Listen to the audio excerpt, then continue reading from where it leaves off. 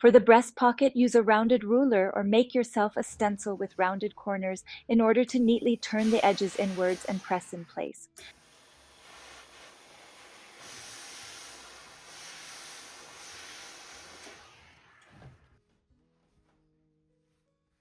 Now fold the top part twice according to the lines seam and fold in your sewing pattern.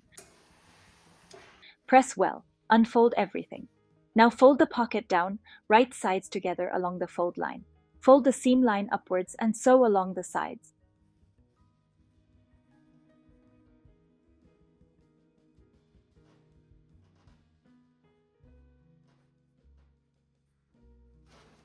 Turn inside out. Form out the corners well.